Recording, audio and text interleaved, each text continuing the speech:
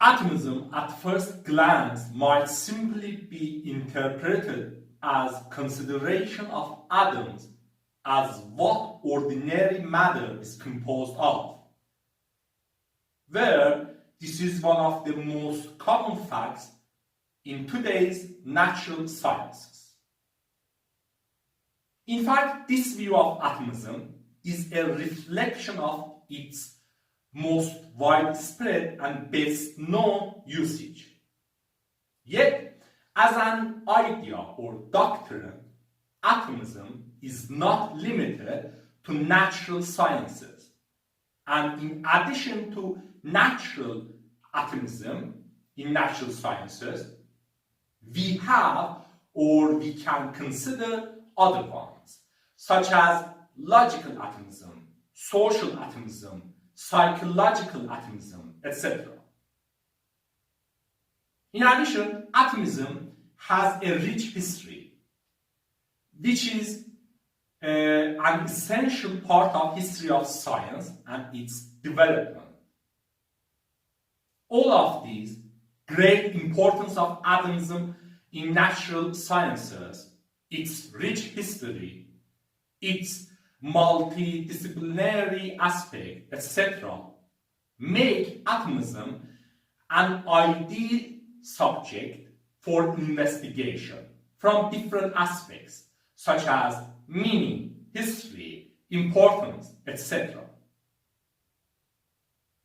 Here, a general brief look at description and history of atomism is of our concern.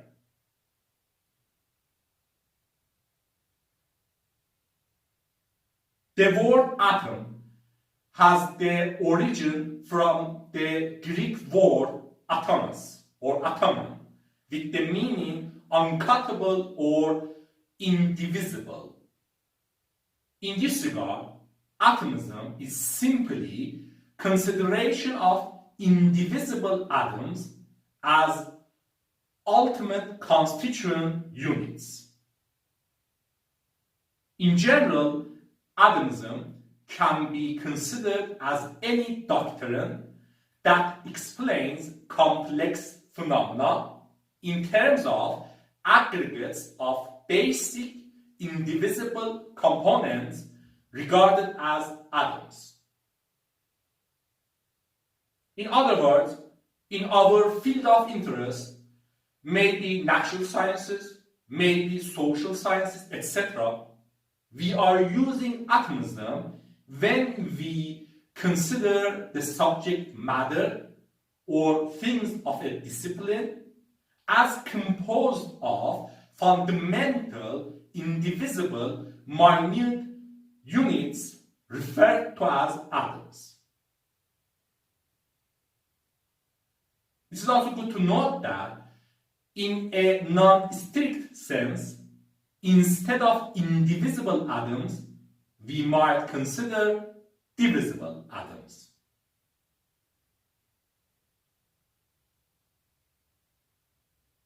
Atomism came to existence in philosophical approaches in ancient times. The concept of atomism and its atoms seem to have existed in ancient Greek and ancient Indian philosophers and possibly ancient Chinese philosophy, probably as far as 3,000 years ago, where seemingly contact between such philosophies at different geographical regions had made it possible for them to influence each other and suggestively have similar ideas or concepts. In this regard, beginning history of atomism is not very clear, as in some cases little information is available, or there are contradicting information, or claims made by researchers and historians are based on weak historical evidences or personal assumptions, etc. Although we don't know everything about what might have had happened 2,000, 3,000 years ago, or even we might not be aware of some key historical facts and should consider possibility of new historical discoveries. On the bright side, we know many strong historical evidences about history of atomism to help us discover the history of atomism. Anyway, atomism, from its initial birth as a philosophy to what we consider today based on scientific method and experiments, has an amazing story. So let's have a brief look at it.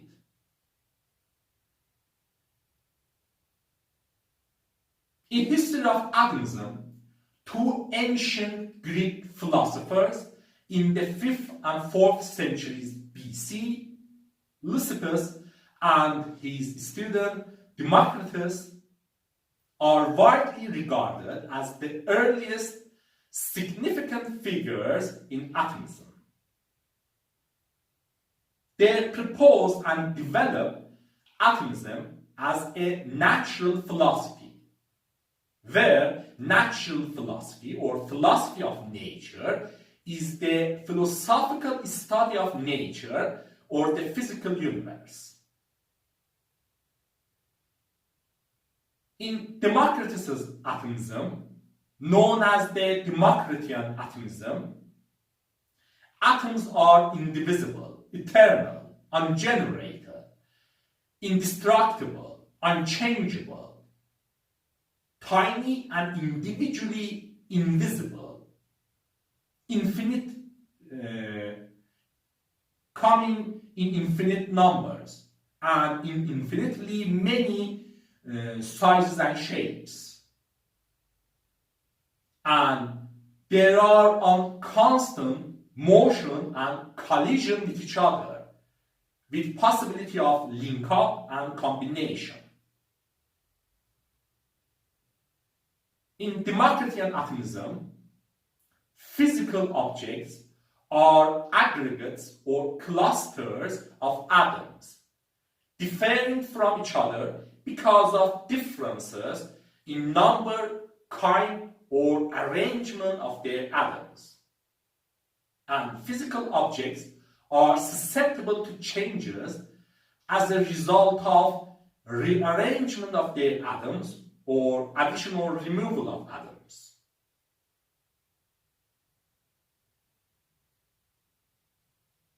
Democritian atomism didn't become preeminent in ancient times, as there were more successful competing natural philosophies, and also as Democritian atomism was criticized and rejected by some philosophers, notably the greatly influential ancient Greek philosopher and polymath Aristotle in the 4th century BC, who might be considered as the chief critic of Democritian atomism. While it didn't become preeminent, Democritian atomism didn't also become forgotten, as at least great influence of works and writings of the great influential Aristotle, in which his criticisms of Democritian atomism could be found, helped Democritian atomism to be known to others.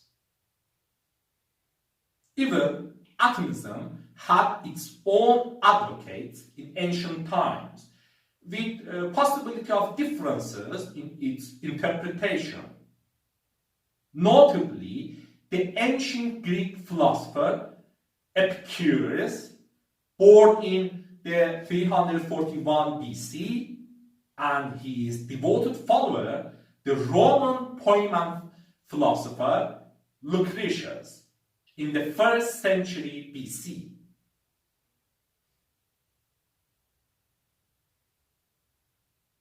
After ancient era, we had the post-classical era, also known as the post-ancient era, or the Middle Ages, or the medieval period, from about 500 AD to about 1500 AD. Medieval philosophy and scholarship, especially in Europe, was profoundly shaped by views of Aristotle, the chief critic of atomism. Therefore, atomism didn't have a lucky time in Middle Ages, especially in Europe, where it was almost abandoned. In the post-classical period, while atomism was almost lost, especially in Europe, there were also cases of consideration of atomism in other parts of the world, in medieval Hinduism, Islam, and Buddhism, where atomism necessarily hadn't been looked at exactly the same by different philosophers and scholars. And there had been differences, sometimes small and negligible, sometimes great and considerable, in how leading philosophers and scholars had interpreted atomism. After the post-classical period, or the Middle Ages, we had the Renaissance period in the 15th and 16th centuries, and then the Age of Enlightenment in the 17th and 18th centuries, where these two eras saw a series of events known as scientific revolution, which revolutionized science and led to modern science. In such eras, atomism experienced a renewed interest due to different reasons, such as rediscovery or recovery of ancient knowledge, like rediscovery of philosophical poem of Lucretius, introducing views of Epicurus on atomism. As another reason, we can consider rise of somehow similar philosophy of corpuscularianism, developed from Aristotle's idea of smallest parts for natural substances, known as Aristotle's minima naturalia, where corpuscularianism, besides its similarities with atomism, had also differences with it, like the fact that despite atoms of atomism, corpuscles of corpuscularianism were divisible. In this regard, renewed interest in atomism and corpuscularianism can be attributed, at least partially, to search for complements and alternatives for Aristotle's philosophy of nature. For example, to solve problems caused or faced by it. While the situation got better for atomism, it still remained mainly as a philosophy with weak connections to scientific method and experiments. Therefore, all attempts to describe nature by atomism from time of Democritus and before until the Age of Enlightenment can be considered mainly as philosophical atomism rather than scientific atomism. However, things were to change, and those changes had roots in events of the Renaissance period and the Age of Enlightenment, or in other words, in events of the early modern period.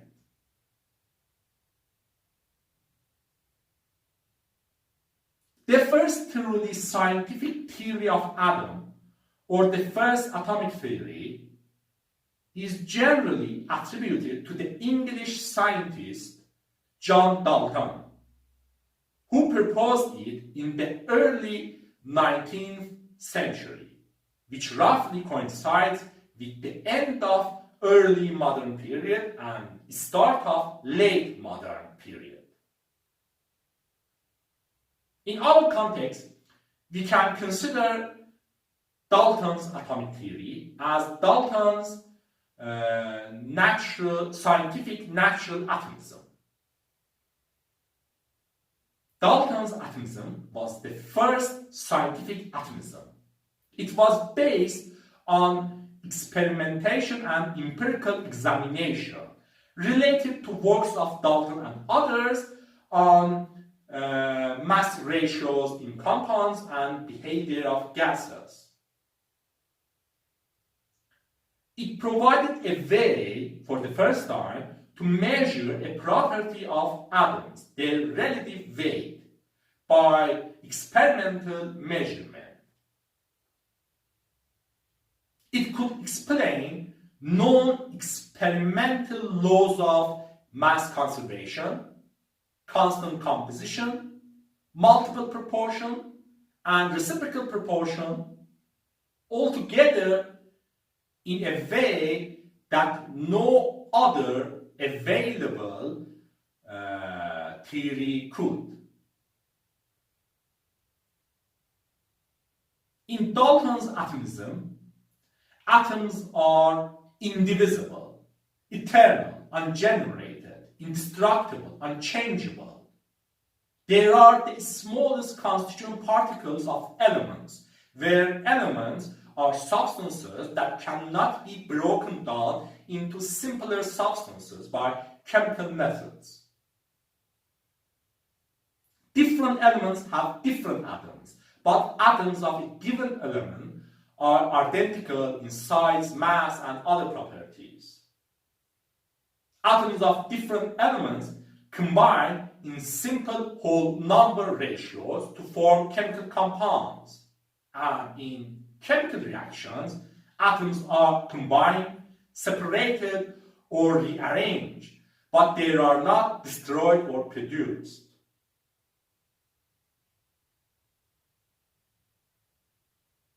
Dalton's atomism was controversial for its time and faced strong opposition.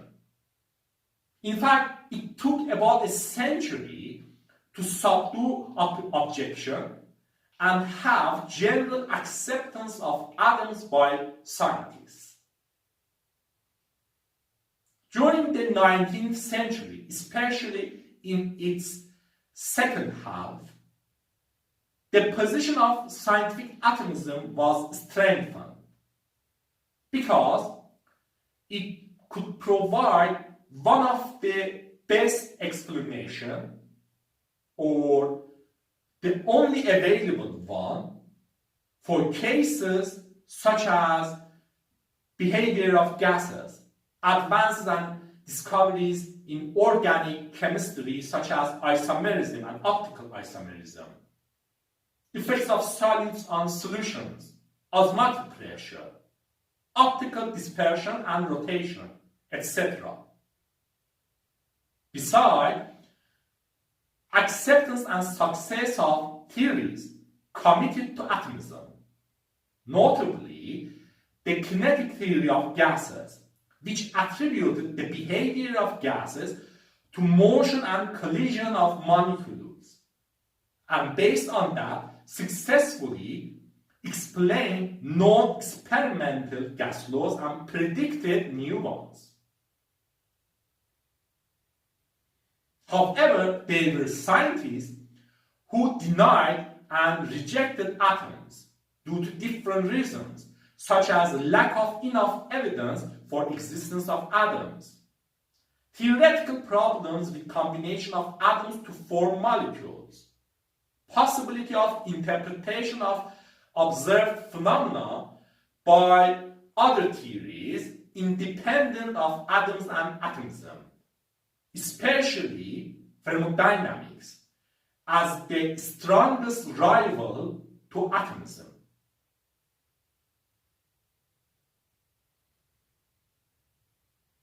It is generally considered that the dispute was settled in the favor of atoms due to works on Brownian motion in the early 20th century. Brownian motion is the random motion of colloidal particles in their embedding fluid due to collisions with molecules of the fluid. Theoretical explanation of Brownian motion by Albert Einstein in 1905 as one of his first major scientific contributions, and further important works and experiments by the French physicist Jean-Baptiste Perrin, worked in the favor of atoms and led opponents to accept atoms. In this regard, one interesting key fact was the possibility of natural rise of heavy colloidal particles in their embedding fluid, which seemed to be impossible by laws of thermodynamics, but on account of random collision with molecules of the fluid and related statistical approaches could be justified. Already by that time, the British physicist Sir Joseph John Thomson had discovered electrons, and considering electrons as among constituents of atoms, he had assumed atoms to be divisible, as we consider it today. Yet, scientists continued to use the term atom, which has the Greek origin atomos or atomon, with the meaning indivisible or uncuttable. The 20th century started with demise of doubt about existence of atoms and continued with various important experiments on atoms and macroscopic world, besides development of related theories, to make atoms and atomism the well-established, well-known, widely used part of science that we know today, where many of our modern advances in science and technology owe their existence to our knowledge about atoms.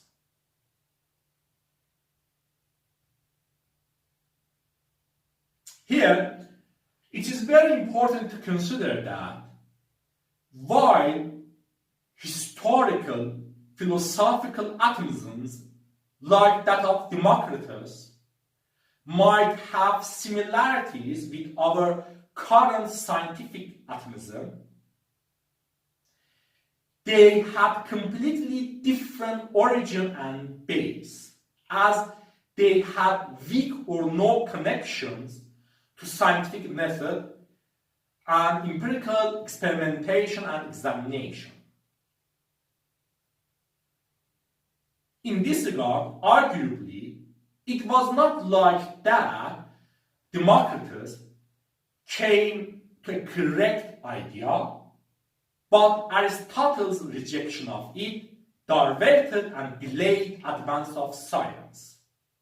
In fact, Aristotle's philosophy of nature had also similarities with our modern science, notably a limited number of elements to combine and form all other substances, where this was lacked by atomism of Democritus, which assumed atoms to have infinitely many sizes and shapes.